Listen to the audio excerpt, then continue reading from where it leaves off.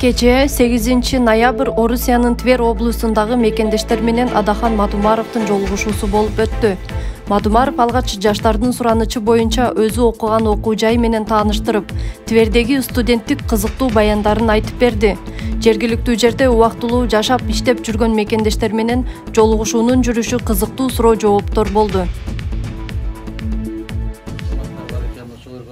Атайын ошол жөө түшүп алып 7,5 чакырым болуптур да, кыдырган 7,5 километр 10.200 кадам болуптур. Анан ошол жатаканага барганда көрсөтүп атам, мына 8-кабаттагы 2-терезе биздин терезе.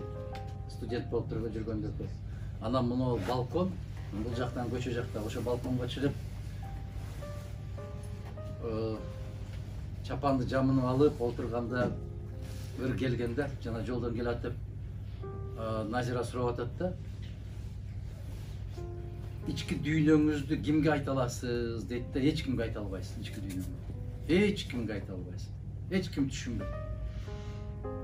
Атаң менен энең кеткенден кийин эч ким түшүнбөйт. Ошону мен айттым, кагазга айтам деп, кагазга ыр түрдө айтам деп. Ошондо 87-жылы жазылган экен бул.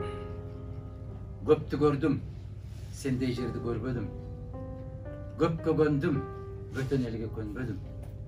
Комузумдун күйүүсүн күндө сагынып, кайтып сага ата журтум жөнөдүм. Шаркыраган соонун үнүн сагындым, шаңшып учкан бүркүт сымал талпындым. Шаңкылдаган күлкүсүнө элимдин, шамалга да ала кет деп жалындым. Ушул кыргыз жерим, сенден такыр чыкпайын. Кыргыз элим сенден карыш жылбайын. Кандай жашап, кандай өмүр сүрсөм да, кандай иштер эмне жумуш кылбайын. Бул өзүң берилген ант экен да, бул. Мына азыр ушуну окуп атып эле, как говорится, комок в горле и слезы наворачиваются. 2 күн болду көрбөй калганга. Бул сезимдер, билбейм, бул жүрөктү жарып чыккан сезимдер. Мен ошон үчүн сиздерден сурап атканым, кантип чыдап жүрөсүздөр садакаларым деген ошондой да. Кантип силерди эмне байлап турат да, кайсы чынжыр кармап турат. Мен ошол шамал, ушу Кыргызстан тарапка шамал уруп баштаганда айттым да, шамалга мен ала кет деп жалынам да. Бул кусалык, бул сагыныч, бул чыдам жетпей, ошол шаңкылдаган күлкүсүнө элимдин, шамалга да ала кет деп жалындым деген ошол күлкүнү укпай калдым да мен. Анан айтып атпайсыңарбы, курсак ачка, анан мынасы ачка, мунусу ачка, тыйыны жок, анысы жок садака. Көкүрөгүң ток болсо, анан жегениң аш болот. Көкүрөгүң ачка болуп турган болсо, көөдөнүң сыздап турган болсо, сага мына жерге бир бүтүн козуну бышырып койсо дагы, ал аш болбойт садага.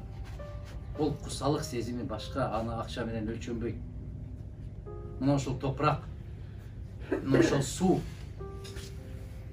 ушул жараткан мейли бербе байлыгыңды, көтөрөм бу жалганда жардылыкты, суранам бир өзүмдөн көз жумулуп, кеткиче тазасак да ыйманымды. Мага айтып атасыздар да, тиги менен барып иштешпейсиңерби, буга барып кошулуп албайсыңарбы. Мен зар эмесмин иштегенге. Иштешкенге мен зар эмесмин садакаларым. Эгерде мен иштеп, ушунчалык эле иш керек болгон болсо, мен Акаевтан деле алып алат элем, Бакиевден деле алып алат элем, Атамбаевден деле алып алат элем. Мен кантип жашайм да, балдарым эмнени калтырам.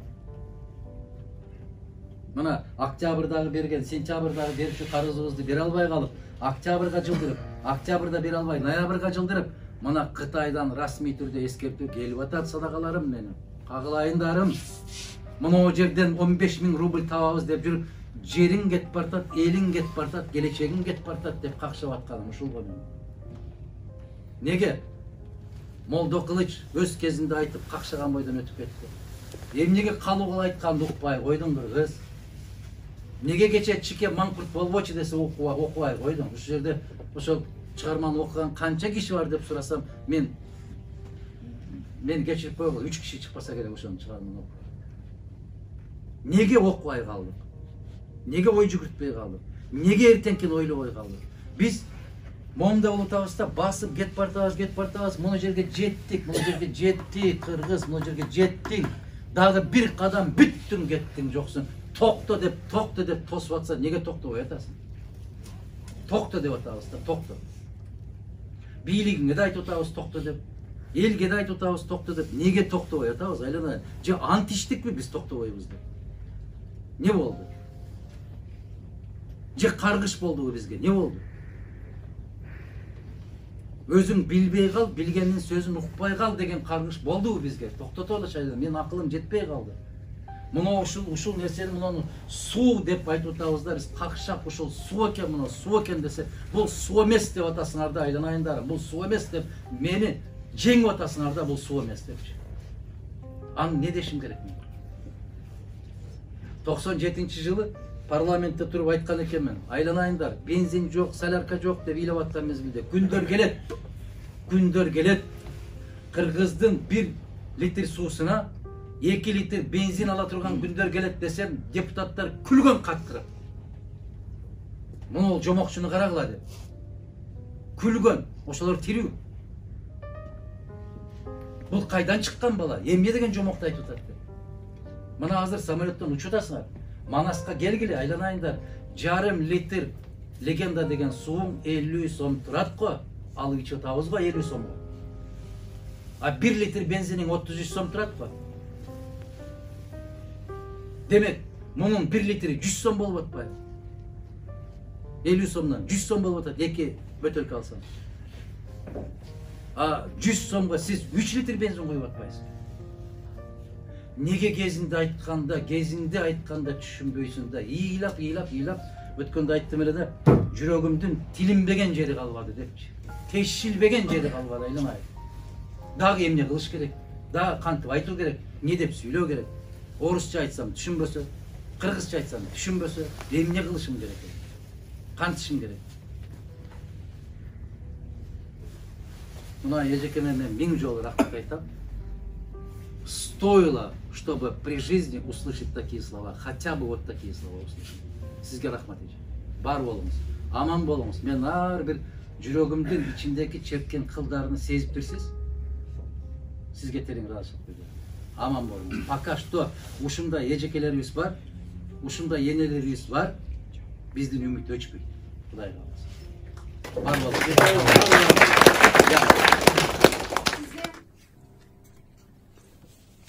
Sizin көп нерселеріңізді окудум. Просто ваша душа плачет. За свой народ плачет. Айтқан сөздеріңіз ушунчалык аябай сөкө жеткирип айтып атасыз да. Сиз айткандай шторы, заткнутые уши, сердце закрыто, не хотим ничего принимать.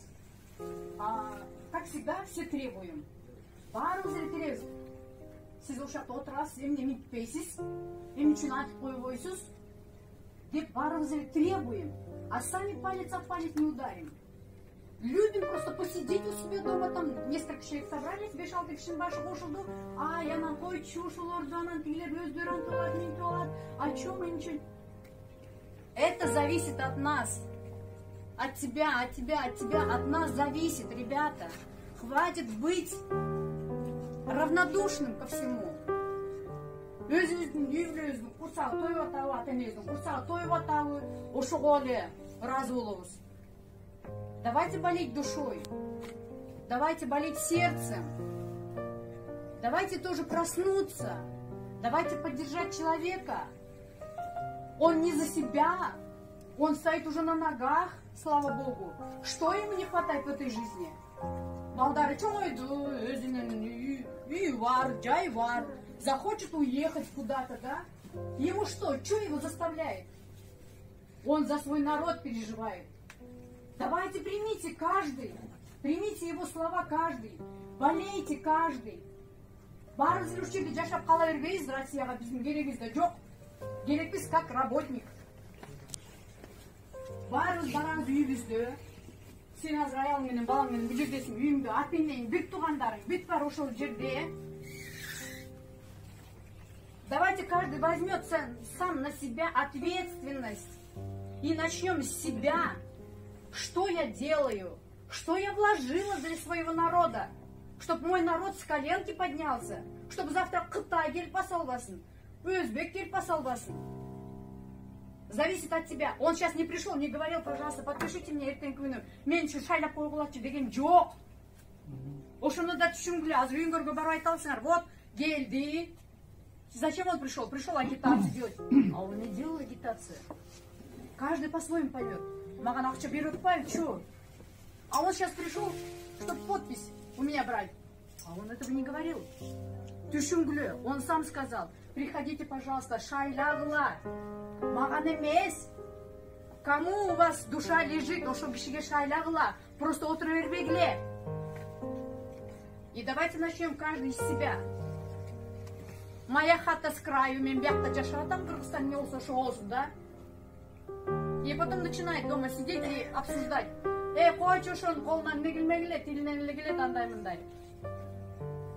Тилинен келген кишинин колунан келет. Мен деле айтсам го, мээңде бирдеке болсо, мээңде ойлонуп туруп, анан кийин тилине уруксат берет. Правильно. Молодец. Мээсинде болсо, анан кийин тилине уруксат берет, тили сүйлөйт. Об этом тоже говорит он. Прежде чем задать вопрос, какой-то глупый, тупой вопрос задать, подумай, как это так? Что на это можно ответить? Уместный этот вопрос или неуместный? Мадумаров, сизге чоң рахмат. Сизге чоң рахмат. Я просто низко кланяюсь. Спасибо, что вы болеете душой и сердцем за свой народ. Слава Богу, Кыргызстаның совсем өлүп калыптыр. Кыргызстандын ичинде да ушундай адамдар бар экен. Мен аябай сыймыктанам сиз менен. Неважно, Кыргызстандын президенти болосузбу, президенти болбойсузбу, но у вас вложения очень много там. И она и будет много. Дай Бог, чтобы каждый, который сегодня присутствовал, чтобы баары уксун. Домой придете сегодня, прожевывайте то, что вы слышали, прожевывайте. И думайте, зачем он пришел, свое время, свое здоровье. Понимаете, каждый человек, когда вот так вот высказывает, он же тоже болеет, да? Развалился, а именно извините меня, пожалуйста, для него это тоже удар большой. И он достойно отвечает на вопрос. Он же не сказал, эй, черкат, герсеве мага. Он мог бы этого сказать. Он же этого не сказал. Вашим гичу глуп, народ, пожалуйста, волонча, да, там, и на имя еще. Это достойный человек. Это достойный человек. И, пожалуйста, улу дай силай билелик, чуник силай билелик. И прежде чем что-то делать, пожалуйста, 7 раз отметь, 1 раз отрежь. Подумайте, прежде чем задавать вопросы. Дай Бог вам здоровья. Живите долго, счастливо, богато. Дай Бог, чтобы наш народ жил. Наш народ думал так же, как и вы. Пусть у нас будет процветание. Конечно, сейчас не только Кыргызстан на колене, сейчас и Россия на колене. Понимаете, это как бы вирусные заболевания. Подтягивают друг друга. И поэтому Кыргызстан — это такой народ, это светлый народ, это жемчужина, Кыргызстан тоже, да? Мы не какой-то там народ непонятный. Мы гордость Кыргызстана. И поэтому, пожалуйста, чтобы наш народ жил в счастье, в здравии, в богатстве, в любви, в уважении. Это зависит от нас с вами, от меня, от тебя. И давайте начнем каждый с себя, пожалуйста. И я вам очень благодарна еще раз, пожалуйста. Спасибо большое. И всем спасибо. Мен ушул сөздү келгенде